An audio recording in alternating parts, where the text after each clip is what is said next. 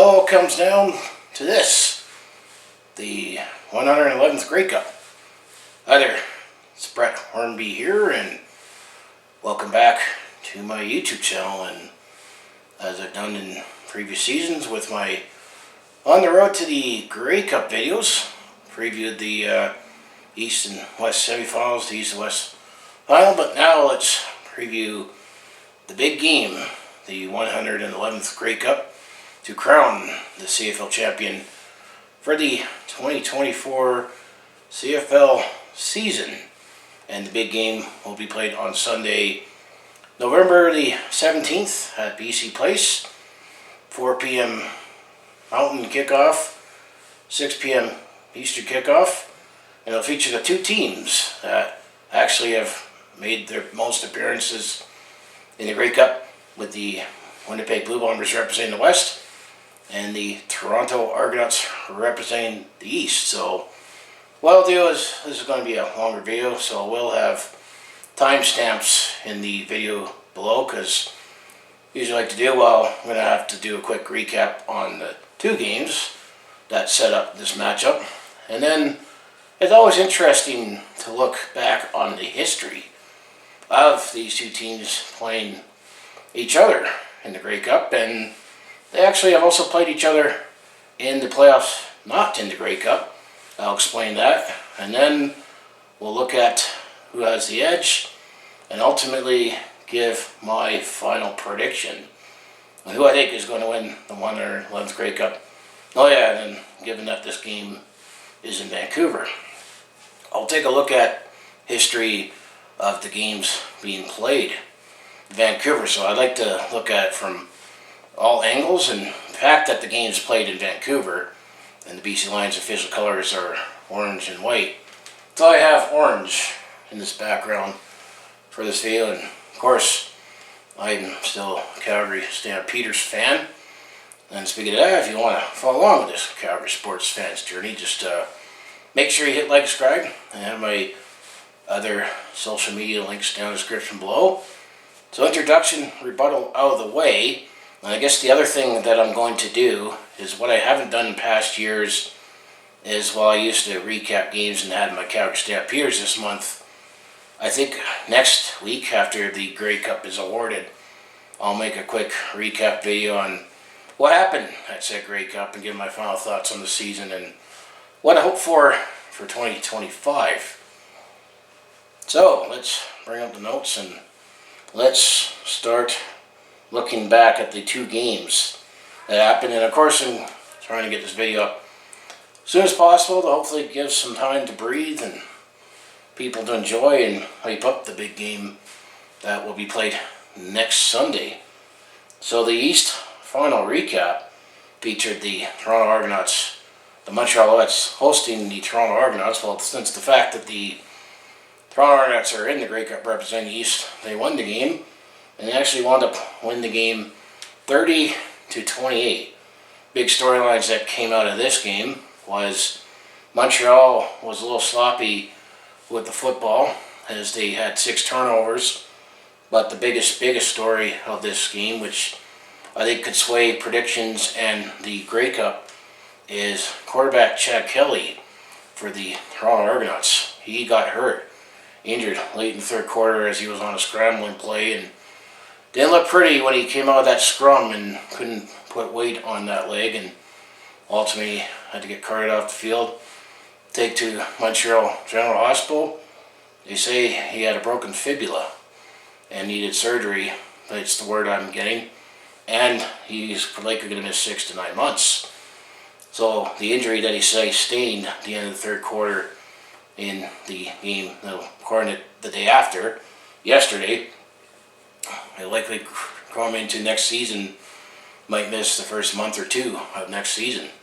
So Nick Arbuckle took over for the rest of the game, and he's going to be a little star-eyed, just like head coach Ryan Dinwiddie was in 2007 when he got forced in to start in quarterback after Kevin McGlenn got hurt. So that's just a quick story of that game.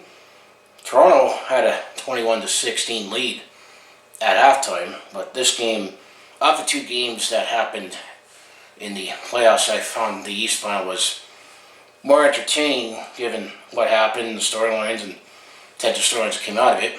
But if you look at the numbers, with Montreal being the home team, let's take a look at who stood out in the numbers for the Montreal Alouettes.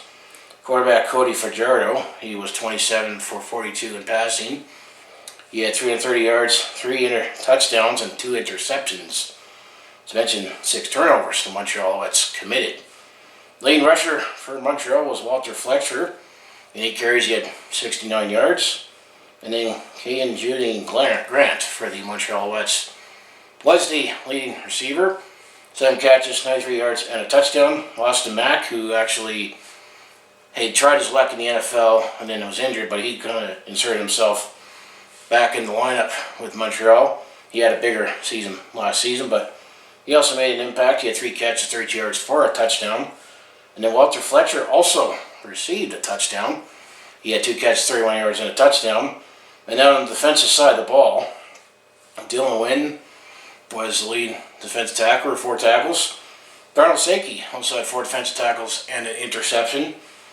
AJ Murray had 1 defensive tackle and an interception. So there was 8 turnovers in total in this game, but 6 of them were committed by the Montreal Alouettes. And then Jose Matos, the kicker for Montreal, was perfect 3 for 3. Field goals for 47 yards the longest. And of those 6 turnovers that the Montreal Alouettes committed, 4 of them were within score range of field goal range.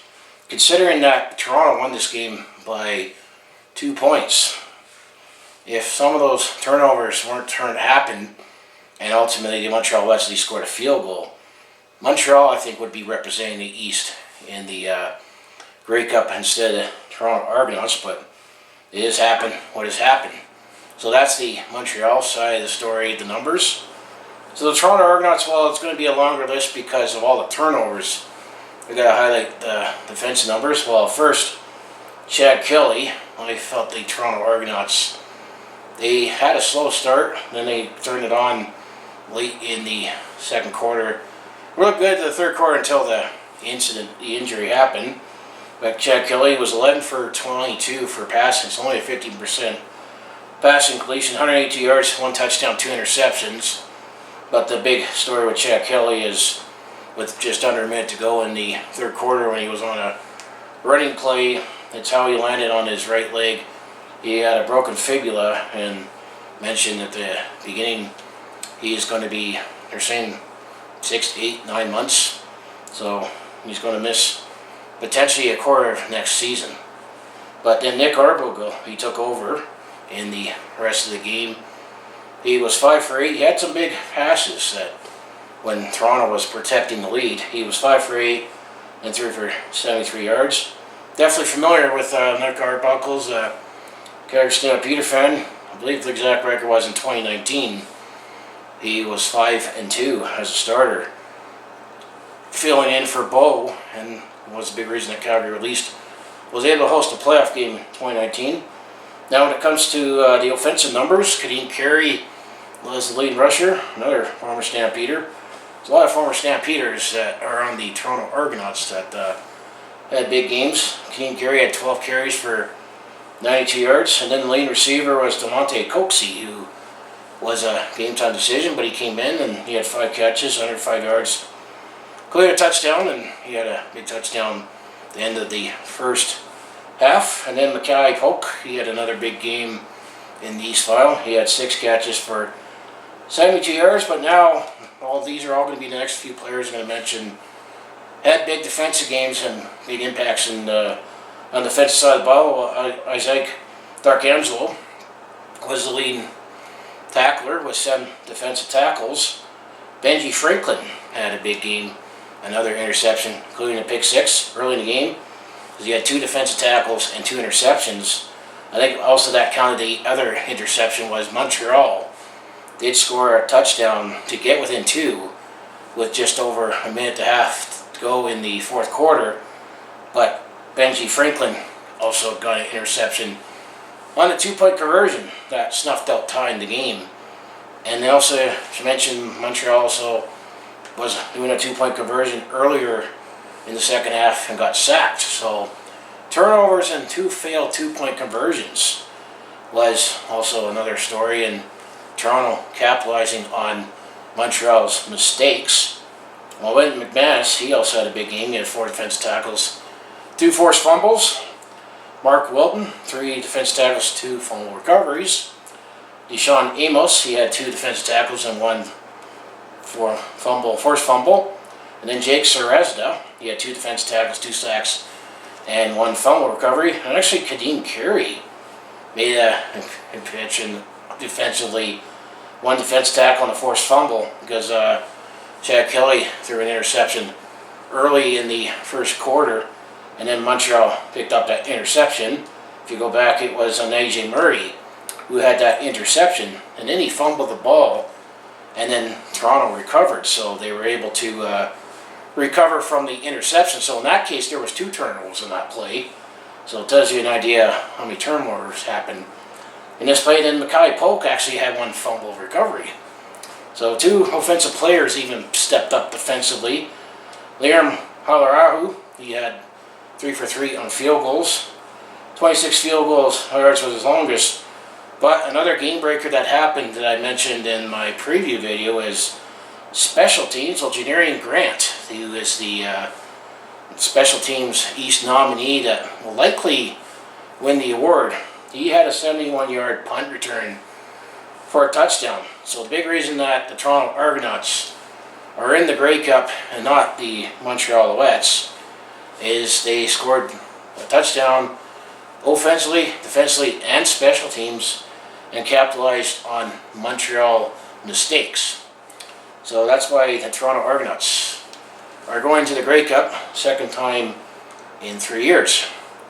So now if we recap the West final, this had the Winnipeg Blue Bombers hosting the Saskatchewan Roughriders, and this one, I felt for this game, it was all Winnipeg.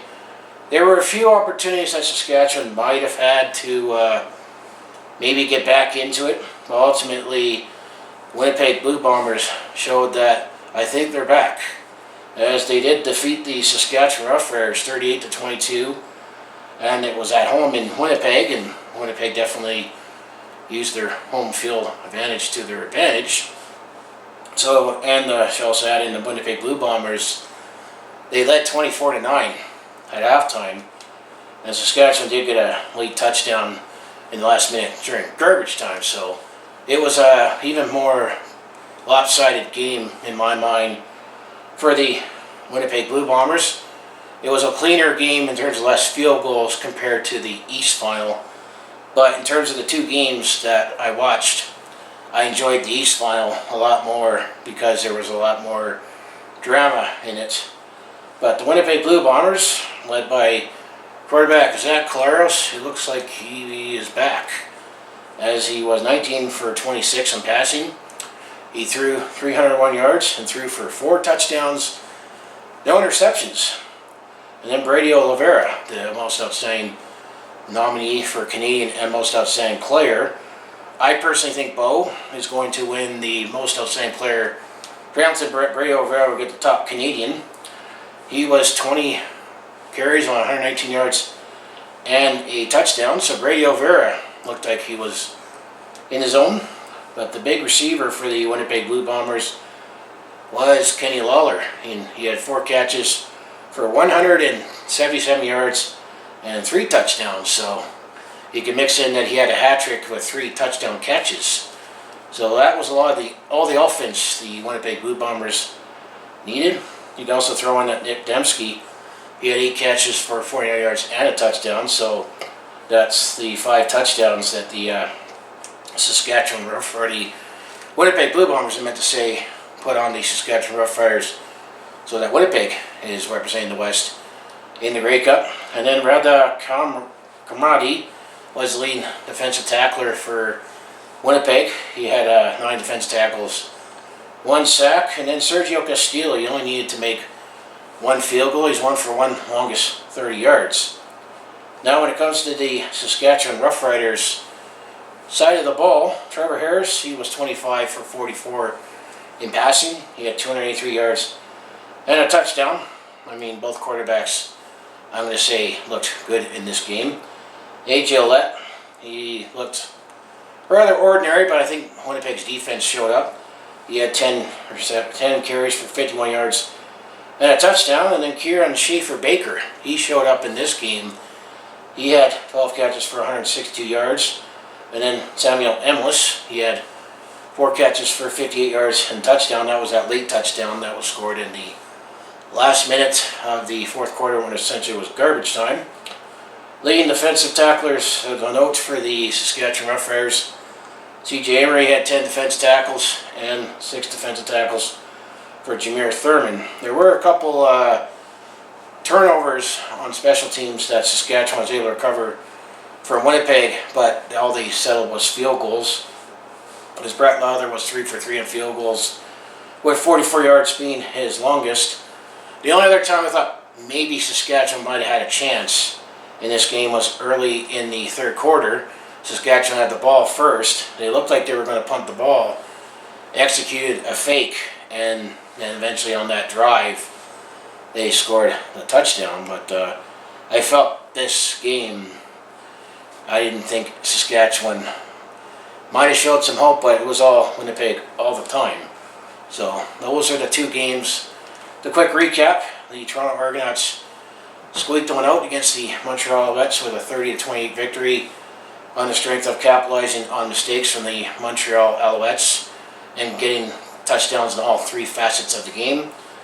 Well, the Winnipeg Blue Bombers, they look like the dominant team that they have been the last half-decade, with their key players being their key players taking care of the Saskatchewan Roughriders. So that's why we're going to have the Winnipeg Blue Bombers representing the West, and with the game being in the West City, they should technically be considered the home team. They'll be taking on the Toronto Argonauts, who are representing the East, at the 111th Grey Cup. So now if we start teeing up the Grey Cup, first we'll take a look at the records once again of both teams.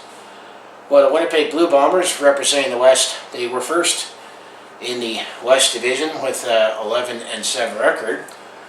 Well, the Toronto Argonauts, they were second in the East Division with a 10-8 record. So you could say the Winnipeg Blue Bombers, as expected, made the Grey Cup, while you could say the Toronto Argonauts, they pulled off, let's say, a little bit of an upset and knocking off the defending champions and the leaders of the East Division with the win in the East Final. Now if we break up the records even more, I mean, we'll just take a look at both the home and away and then the records on the other division. Winnipeg will technically be the home team for the Grey Cup. They were 6-3 at home, and they were 5-4 on the road, but they were 4-4 versus the East Division. So that's just another interesting way to look at it. Now when it comes to the Toronto Argonauts, technically they're going to be the road team in the Grey Cup. They were 7-2 at home, but they were 3-6 on the road. However, the Toronto Argonauts actually were 7-3 versus the West. And if you look at the season series, they picked up a few wins. We're going to see they didn't just feast on Alberta as the Toronto Argonauts, or at least we split with Toronto, but they were 7-3 versus the West this season. And obviously the winner is going to be Grey Cup champions. Kind of alluded to it, Tony teased it. If you look at the season series, well, obviously in the interdivisional play, they were played twice in the regular season. The first time these two teams met in the regular season, it was on week 8, Saturday, July the 27th, 2024, obviously. The game was in Toronto. Actually, the Toronto Argonauts won this one 16-14 in overtime. And that game, Cameron Dukes was the quarterback. That's the one thing the Winnipeg Blue Bombers will see, a third different quarterback in this game. Cameron Dukes played a bulk of the starts first half of the season, and actually Nick Arbuckle started the game for the Toronto Argonauts because Cameron Dukes was hurt the game that I was at when I was catching the Stampeders on the road. And then that's when Chad Kelly came back after that game.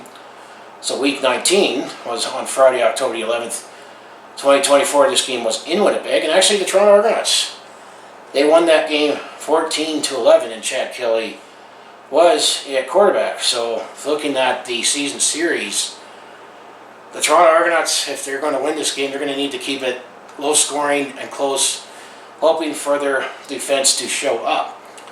But it's just interesting to look at.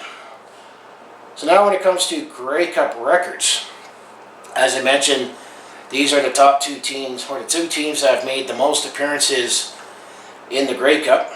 The Winnipeg Blue Bombers, this is their 29th appearance in the Grey Cup, and they are 12-16 in Grey Cups. And the years that the Winnipeg Blue Bombers won the Grey Cup, their first one was in 1935, 1939, 1941, and then they were dominant in the late 50s and early 60s with Kenny Payne in 1958, 1959, 1961, 1962, and then they had to wait till the 80s to win a few more cups. Starting the next one was 1984, 1988, 1990, and then they had that long drought where they didn't win the next Grey Cup till 2019, and then they, keep in mind, we didn't have a season in 2020, and they defended the Cup in 2021, and this is the 5th straight Grey Cup that the Winnipeg Blue Bombers have made an appearance, but they've lost the last two, so that's going to be something I'll touch upon before I give my prediction on legacies. Now when it comes to the Toronto Argonauts, they have a better winning percentage in the Grey Cup. This will be their 25th appearance in the Grey Cup. They are 18-6 overall. The Toronto Argonauts have the most championships of the CFL teams. The first Grey Cup for the Toronto Argonauts happened in 1914. Then they won it in 1921, 1933, 1937, 1938. Then they won 3 straight, 1945, 46, 47. You'll find out who those 3 straight came against. Then they won it in 1950, 1952. And then they didn't win another one until 1983. And I'm definitely familiar with the 1991 championship. And then they won it in 1996, 1997. And then they won it in 2004. Let's just say I'm familiar with 2012 and 2017. And then the last Grey Cup the Toronto Argonauts won was 2022, and you'll find out who that came against. And then when it comes to Toronto and Winnipeg playing each other for the Grey Cup, in terms of the Bombers, Blue Bombers and Argonauts, this year will be the 8th time that we'll play each other for the Grey Cup, and there's some interesting numbers, shall we say. As in 1937, the first time the Argonauts and Blue Bombers played each other for the Grey Cup, this was the 25th Grey Cup, and it was in Toronto at Varsity Stadium. Actually, Toronto's hosted the Grey Cup most in history. Actually, still half the games were played in Toronto, but the early days were all played at Varsity Stadium. Well, the Toronto Argonauts won that Grey Cup 4-3. There was less scoring, and actually I think touchdowns in those days was only 5 points instead of 6. So in 1937, the Toronto Argonauts won the first Grey Cup against the Winnipeg Blue Bombers. And then they did it all again in 1938. This is the 26th Grey Cup. There was a little more scoring, once again in Toronto at Varsity Stadium. Well, the Toronto Argonauts, they won the Grey Cup scoring 30-7. So 2-0 for Toronto over Winnipeg in Grey Cups. Then the third time was in 1945. This was the 33rd Grey Cup, once again in Toronto at Varsity Stadium. Well, the Toronto Argonauts, they showed no mercy. They shut out the Winnipeg Blue Bombers 35-0. So if you keep a score, it's 3-0 for Toronto in Grey Cups between Toronto and Winnipeg. And then they did it again the next season. The 34th Grey Cup, once again in Toronto at Varsity Stadium. The Argonauts won 26-6 or 28-6. 4-0 back-to-back years. And then 1947, they met again. And if you were keeping track of the championship years, well, guess what? The 35th Grey Cup, once again, it was in Toronto, played at Varsity Stadium. Well, this game was a little closer. must have been a heartbreak, but Toronto won 10-9. So we're up to 5-0 for Toronto when it comes to Grey Cups. And then they played the 1950, the 38th Grey Cup. Once again, it was in Toronto at Varsity Stadium. Well, the Toronto Argonauts, they shut out the Winnipeg Blue Bombers, but it was only 13-0. And then a couple years ago, then you were hearing, well, they didn't play. It was the first time since 1950, because the last time that Winnipeg and Toronto played for the Grey Cup, we're up to 6-0, by the way, for Grey Cups, Toronto versus Winnipeg in the Grey Cup. Well, in 2022, it was the 109th Grey Cup, but this time it was in Regina at the new Mosaic Stadium, and actually the Toronto Argonauts, they won that Grey Cup 24-23. As I mentioned, Toronto hosted the Grey Cup at Varsity Stadium 30 times. So I mentioned this is the 8th time in 2024. Toronto is 7-0 against the Winnipeg Blue Bombers just in the Grey Cup. And oh, by the way, there's a bonus matchup, because in 1942, it was the 30th Grey Cup. It was played in Toronto at Varsity Stadium. While it was not the Argonauts and the Blue Bombers, it was during the wartime. It was the Royal Canadian Air Force. So you had the Toronto Royal Canadian Air Force Hurricanes taking on the Winnipeg Royal Canadian Air Force Bombers, and actually that's why I looked up the history of the Blue Bombers. That's how they got the name, because that Royal Canadian Air Force Bombers merged to be the current Winnipeg Blue Bombers. Well, in 1942, Toronto won 8-5. So if you count that game, Toronto was 8-0 against Winnipeg when it comes to Grey Cups.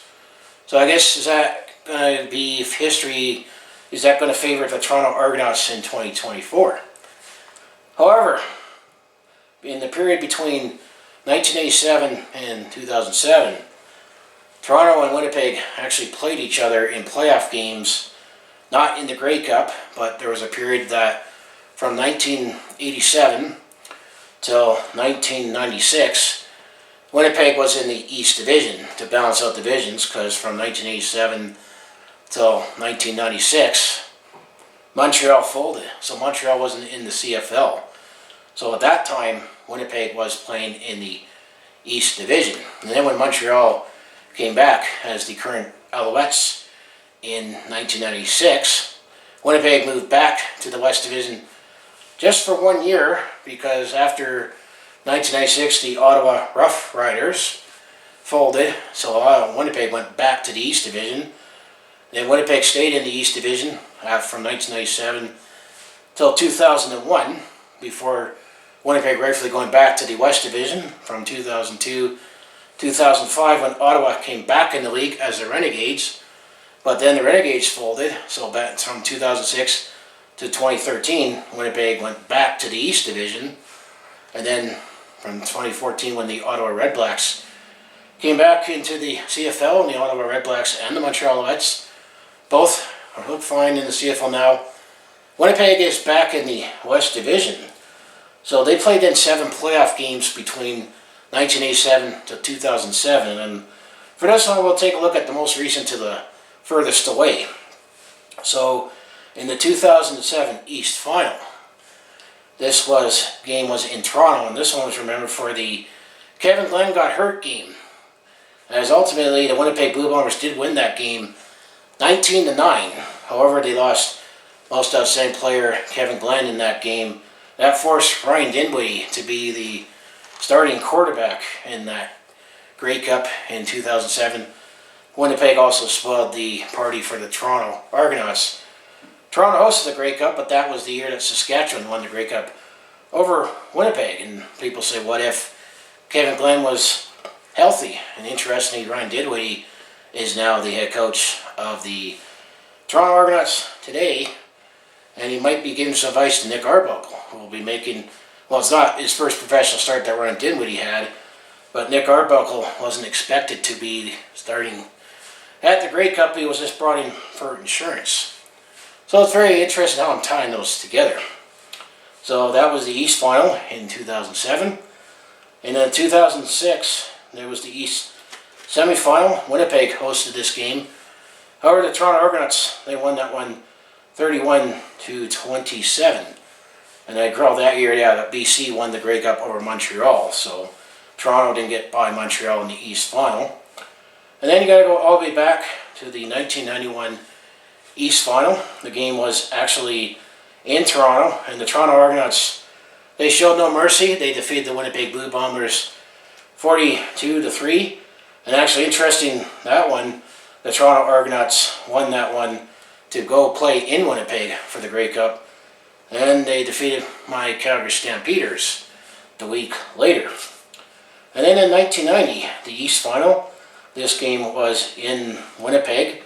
And the Winnipeg Blue Bombers, they won that one 20-17 to get to the Grey Cup. And actually the Winnipeg Blue Bombers won the Grey Cup that year over the Edmonton Eskimos. And then they met in the 1989 East semifinal. This game was in Toronto.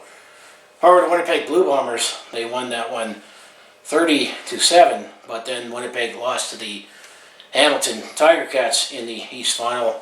That was the year that the Saskatchewan Roughriders eventually went on to win the Grey Cup. And then in 1988, the East Final. This game was in Toronto, but the Winnipeg Blue Bombers won that one 27-11. And ultimately, the Winnipeg Blue Bombers went on to win the Grey Cup. And then in 1987, it was the East Final.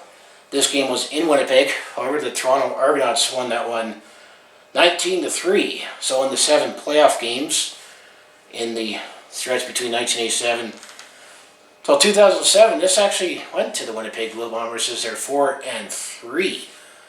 So it depends how you slice it when it comes to Grey Cups.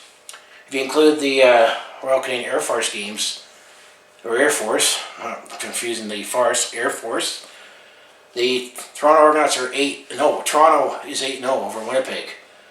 However, when it comes to just playoff games, in the 7 games when Winnipeg was the placeholder in the East Division, and there was no crossovers that happened, that could still potentially happen, and the crossovers didn't come in until after 1996.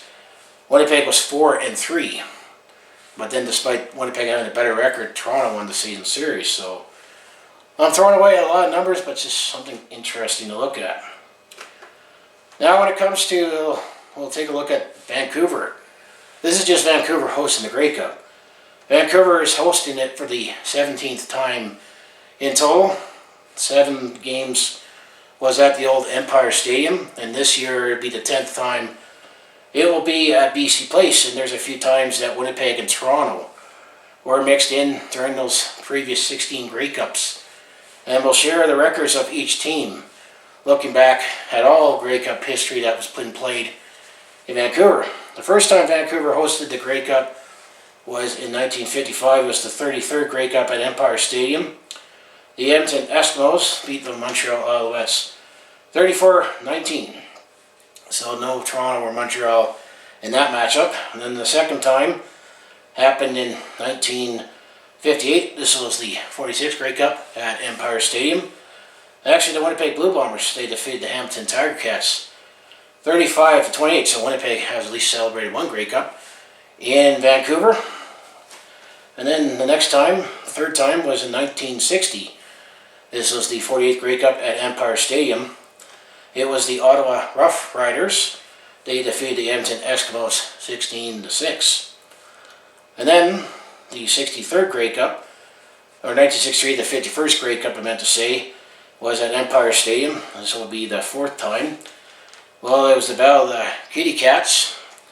Actually, BC was at home, but they lost this one as they lost 21-10 to the Hamilton Tiger Cats. So now the 5th time. This was at Empire Stadium, 1966. 54th Grey Cup. Well, this was the Battle of Rough, but it went to the Saskatchewan Roughriders as they won 29-14 over the Ottawa Roughriders. Let's clarify. Roughriders is one word for Saskatchewan. Well, Ottawa, it's 2 words. Notice how I said Saskatchewan Roughriders and then Ottawa Roughriders? Got it? Yes. So that was the 1963. And then in that's 1966, I should say. And then the 6th time, this happened in 1971, the 59th Grey Cup. definitely, well, I wish I was around for this one, as my Calgary Stampeders. They won this one 14-11 against the Toronto Argonauts. So the first time we mentioned Toronto Argonauts, and they lost in BC. And then the last time that it was held at Empire Stadium, the 7th time that the Vancouver hosted the Grey Cup. In 1974, this would be the 62nd Grey Cup. It was the Montreal Alouettes. They defeated the Edmonton Eskimos 20-7. So now the next 9 Grey Cups, previous Grey Cups in Vancouver, were all in BC Place, as that stadium was built for the Expo 1986. But in 1983, this was the 71st Grey Cup. It was in BC Place. Actually, the BC Lions made it to the Grey Cup. However, they lost the Grey Cup. They lost it to the Toronto Argonauts, 18-17. So Toronto actually has won a Grey Cup in BC. And then the next time the Vancouver hosted the Grey Cup was in 1986, the 74th Grey Cup, after Expo 86. This one went to the Hamilton Tiger Cats as they defeated the Edmonton Eskimos 39-15. And actually, Vancouver hosted the Grey Cup again the following year in 1987. I believe part of that was because the Montreal, then they were the Concords, folded, so they gave the game to the Vancouver. I think that's why it was hosted in back-to-back years. Well, actually, the Edmonton Eskimos, they defeated the Toronto Argonauts 38-36. So Toronto lost 2 Grey Cups, but won 1 in Vancouver. And then in 1990, this was the 78th Grey Cup, and the Winnipeg Blue Bombers, they actually won that Grey Cup rather convincingly 50-11 against the Edmonton Eskimos. Didn't feel too bad for Edmonton that year, I shall say. So Winnipeg has won 2 Grey Cups in Vancouver. In 1994, this was the 82nd Grey Cup, and the BC was in this Grey Cup.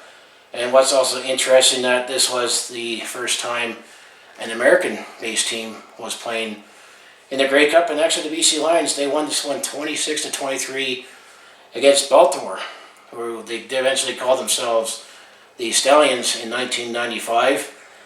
They were the CFLers because they couldn't use the CFL Colts with the trademark issue with the NFL team. But BC did win the Grey Cup at home against Baltimore. Louis Pasega kicking the winning field goal.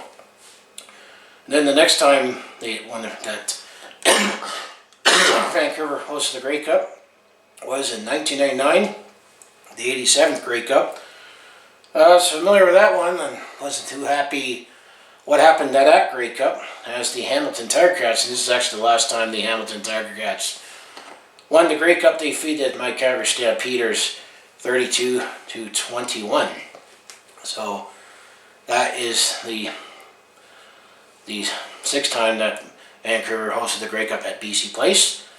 Now, after the turn of the century, the next time was in 2005, and this one was definitely a classic. The 93rd Grey Cup.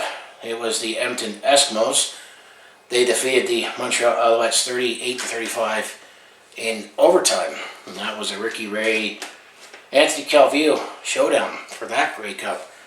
And it's the same rules they have in overtime for Grey Cup as they do in the regular season.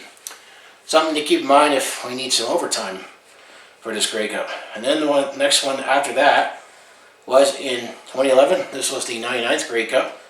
The BC Lions were in the Grey Cup that season, and they actually took on the Winnipeg Blue Bombers. They represented the East that year because they were out in the East because Ottawa was not part of the league. But the BC Lions, they were able to hoist it at home as they won 34-23. So Winnipeg lost their first Grey Cup in Vancouver. And then the most recent before this season, I was at that game, and let's just say I was very, very happy. After that game, I was sweating a little bit in the last couple minutes. But the 102nd Grey Cup, well, my Calgary Stampeders, they defeated the Hamilton Tiger Cats 20-16. So the previous 16 times that the Grey Cup has been played in Vancouver. Winnipeg has a record of 2-1, and the Toronto Argonauts have a record of 1-2, and this will be the first time that those two teams will be playing each other in Vancouver. And as I mentioned, Empire Stadium, they hosted 7, and then this is the 10th time BC Place will be hosting the game.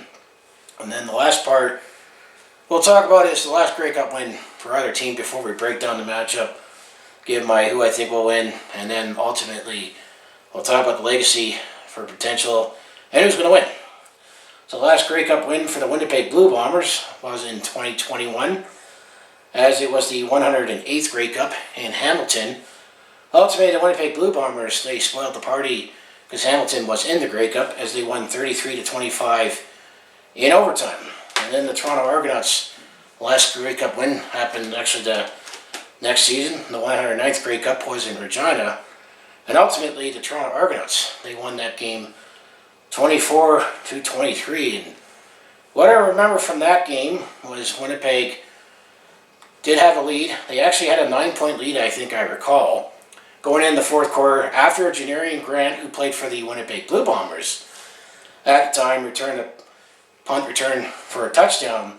I thought, that's it, Winnipeg is going to win. But then Toronto was able to crawl their way back, chip away, and then there were 2 blocked field goals for either side within the last 3 minutes. But Toronto was able to grind that one out. So that's how I remember that Grey Cup. So that's all the history. Now let's actually break down the matchup. That's why I'm going to put timestamps in the description if you're watching along, or just jump to sections.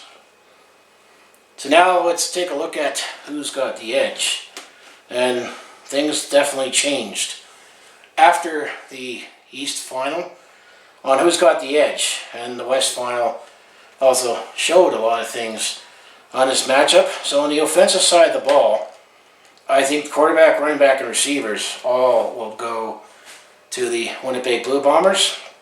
Definitely now they're going to have Zach Claros versus Nick Arbuckle. The quarterback battle will be a little closer if Chad Kelly was available. Running back, well, Brad Miller is the best lead running back of the league over Kadeem Carey. Then receivers, I mean, Kenny Lawler, Nick Dembski. I mean, that'd be a good matchup with Tavares Daniels. He was targeted but didn't catch anything in the East Final. And then you also have Coxie and Polk. But the receivers had bigger games for Winnipeg than for Toronto in this one.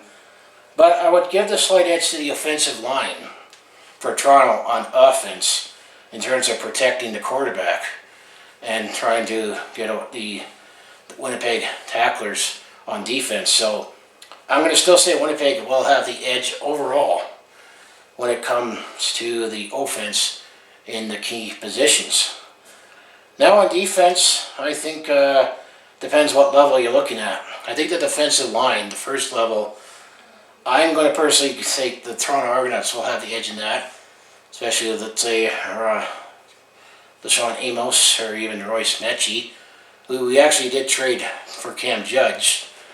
But when it comes to linebackers, well, actually I saw William Jefferson actually. If I didn't see him on the depth chart, but he did wind up playing, and he definitely does a great job at deflecting passes, and then defensive backs, especially with Holtz. I'm going to say the defensive line, the first level, I'm going to give that to Toronto, but then levels 2 and 3, I'm going to give that to the Winnipeg Blue Bombers for that one. And then when it comes to kickers, it's a draw. I think Liam Harlahu and Sergio Castillo can make the clutch kicks. However, if I have to give someone the edge, I would give Toronto the edge. Not Toronto, but Winnipeg actually, just on distance. But I think Toronto would slightly get the slight edge when it comes to accuracy. But I don't think, unless someone really has a really, really bad game, I don't think kickers are going to be a big letdown for this one. Then the return game, I'm definitely still going to favor this with Janarian Grant over Lucky Whitehead. So Toronto gets the edge of the return game, and we saw that in the East Final. That was also one of the differences why Toronto is in the Grey Cup and not the Montreal Alouettes. So now, this is the part of this team will win if, well, with Winnipeg going to be the home team, Winnipeg will win if Zach Collaros finds receivers like he did in the West Final, and then Brady will bring a bunch of yards. So if the Brady bunch and Zach Collaros, if they do their thing, I think they'll have a good chance of winning this game. But the special teams coverage needs to slow down Janarian Grant for Winnipeg, and then I'm going to say something for Winnipeg is up here. This is their 5th straight Grey Cup that they've gone to. They won the first 2, but they lost the previous 2, and get this, by a combined score of 5 points. Because last year they lost by 4, and then 2 years ago when it was Toronto and Winnipeg, they only lost by 1. And then when I looked at the history, Toronto was 7-0 if you count the Royal Canadian Air Force game. Toronto was 8-0 over Winnipeg in Grey Cups. So Winnipeg, I think, will still have more pressure than the Toronto Argonauts. But I think if they're talented and if they stay composed and fight off the demons, I think Winnipeg will win. Winnipeg kind of reminds me of the situation that my Calgary Stampeders were in coming into 2018. As we were a dominant team for the last few years, but we lost the Grey Cup in heartbreaking fashion in 2016 and 2017. Then we lost the heartbreaker West Final in 2015. So Calgary had some dominance in the mid to late 2010s before Winnipeg's took over. So they got some Grey Cup demons that they need to fight off to potentially build up their legacy. Now on the Toronto side of the ball, I'm going to say Toronto win if Nick Arbuckle can stay composed. I mean, he did take over. He made a few clutch passes that the receivers showed up for in the 4th quarter, especially when they needed to preserve the lead to punch their ticket to the Grey Cup. But it's going to be interesting to see how Nick Arbuckle will perform, knowing that he is starting. Chad Kelly is not available. But he has shown some good play in the past, but that's in the regular season. The Grey Cup's a different animal. So let's see how composed he is. And then Toronto will win if they can outrun Winnipeg's attack, or if their defense can stop Brady Oliveira. That's going to be the challenge. I think if Toronto has more rushing yards than Winnipeg, I think Toronto could potentially pull off an upset. And then what we saw in the East Final, I'm going to have to say, if they get a big play on defense and special teams.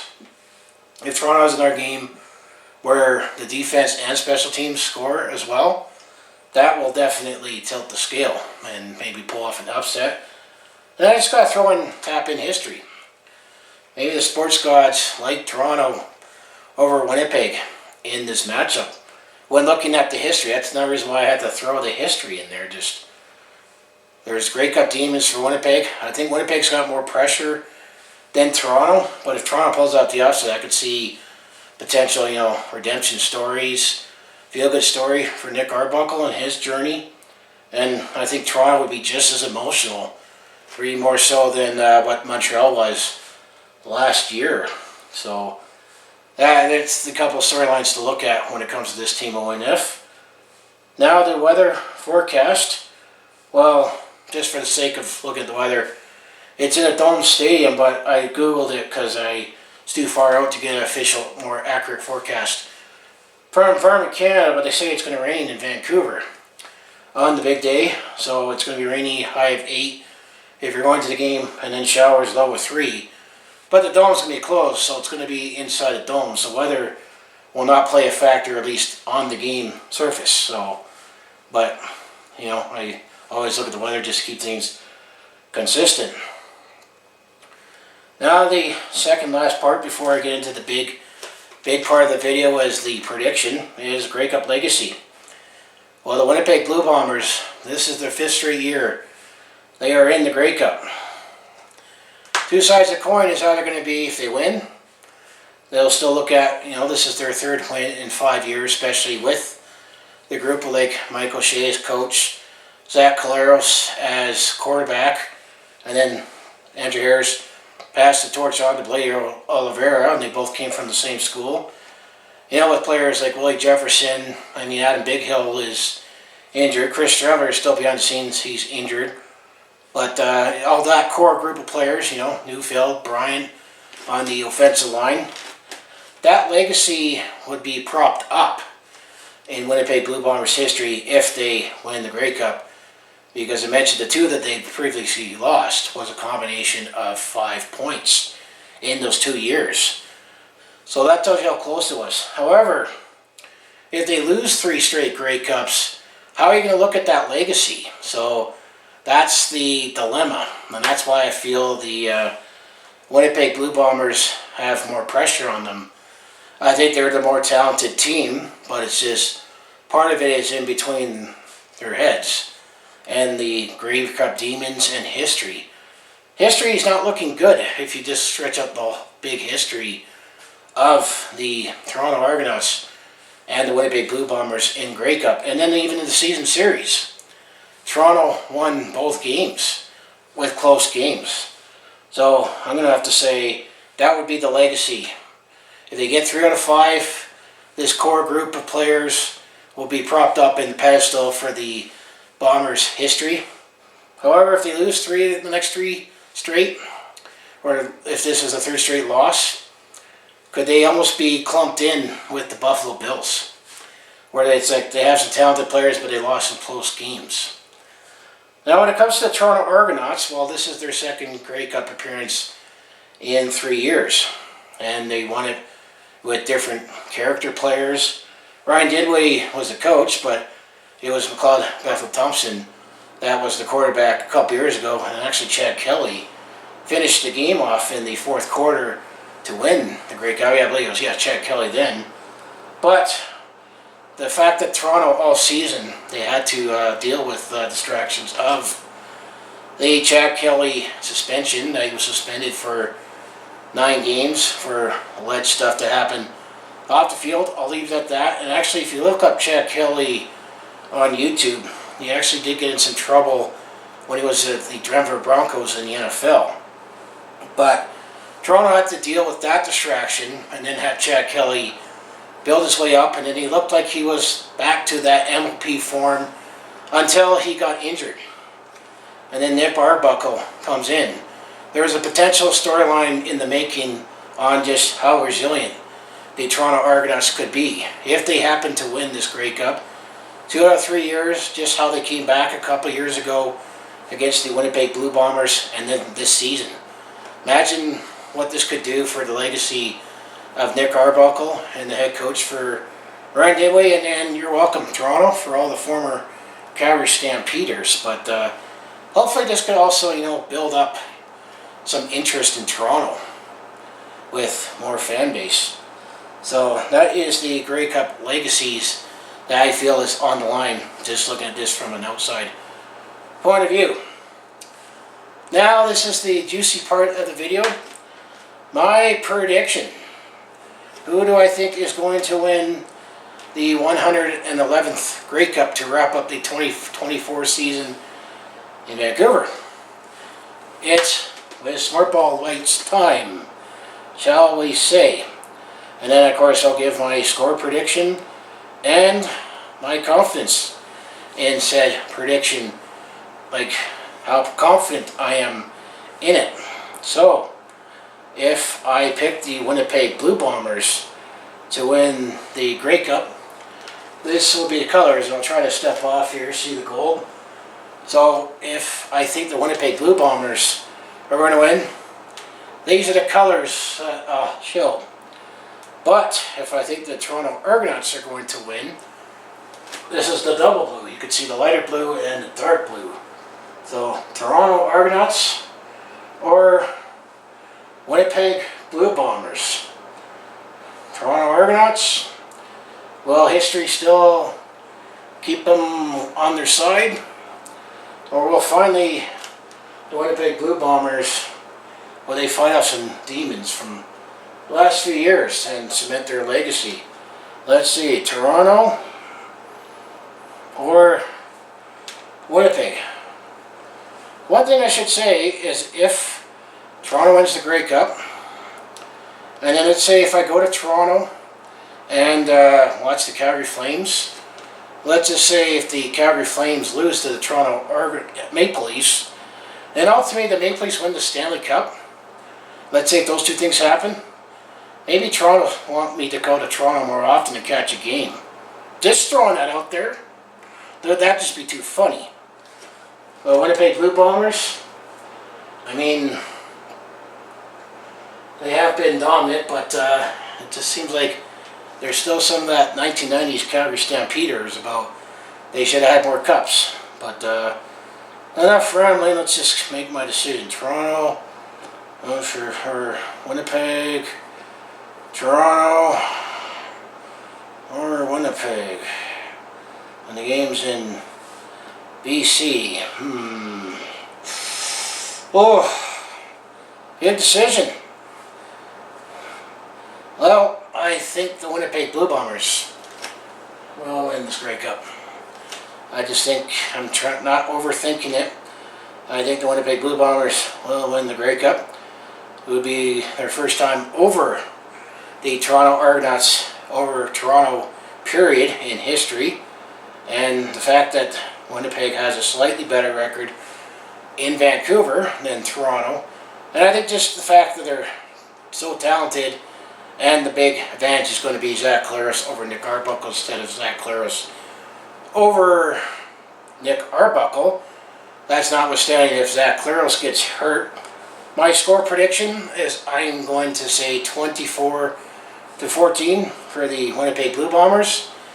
And I give them a 70% confidence in that pick. And then the interesting thing is Winnipeg hosts the big game, the 112th Grey Cup in 2025, and don't know if I'll be going to that game, but thing is, what one has not happened yet is a team that hosts the Grey Cup didn't win it as defending champions. My Calgary Stampeders were in that position the last few times they won the Grey Cup. They hosted the next year but got heartbroken in the playoffs. Same thing in 1992 going to 1993. So that's some more food for thought for that. But I think the Winnipeg Blue Bombers will win the Grey Cup and win their third in 5 years to put their current legacy on the pedestal. It definitely was a nice run by the Toronto Argonauts. There's still potential feel-good stories that could come out of it if they win, but that's why they play the games. I'm just one guy who loves sports, the CFL, just blabbing on YouTube and sharing my thoughts and prediction. So what I mentioned at the beginning, if you're at this part of the video or if you watched this whole thing, thank you very much.